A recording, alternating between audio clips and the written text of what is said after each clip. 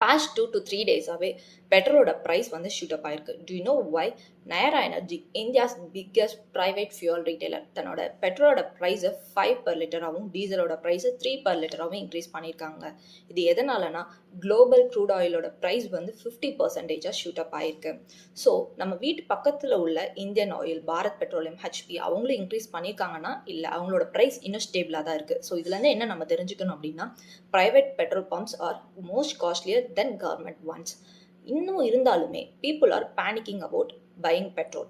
Like long க்யூஸில் இருந்துட்டு நிறைய ரூமர்ஸ் வந்து ஷார்ட்டேஜஸ்னால வந்துட்டு இருக்கு.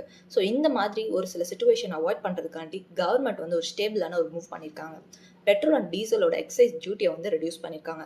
பெட்ரோலோட ப்ரைஸ் எக்ஸைஸ் டியூட்டியை வந்துட்டு 13லேருந்து 3ஆகவும், டீசலோட எக்ஸைஸ் டியூட்டியை வந்துட்டு 10லேருந்து 0ஆகவும் ரெடியூஸ் பண்ணியிருக்காங்க. இது ரெடியூஸ் பண்ண காரணம் வந்து இந்தியன் பீப்புள் வந்து இன்ஃப்ளேஷனுக்குள்ளே போகக்கூடாதுன்றதுக்காக மட்டும்தான்.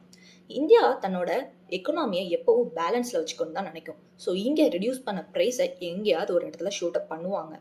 நான் நினைக்கிறேன் மைட் பி அவங்க ப்ராப்பர்ட்டி டேக்ஸில், ஸ்டாம்ப் டியூட்டியில், லேண்ட் ரெஜிஸ்ட்ரேஷனில் கண்டிப்பாக வந்து ஷூட் அப் பண்ணுவாங்க. ஸோ அப்கமிங் டேஸில் அங்கே உள்ள டேக்ஸஸ் ரேட்டு வந்து இன்க்ரீஸ் ஆகும். So let's wait and see India என்ன பண்ண போகிறாங்கன்றது. நெக்ஸ்ட் மூவை பற்றி நம்ம நெக்ஸ்ட் வீடியோவில் பார்க்கலாம்.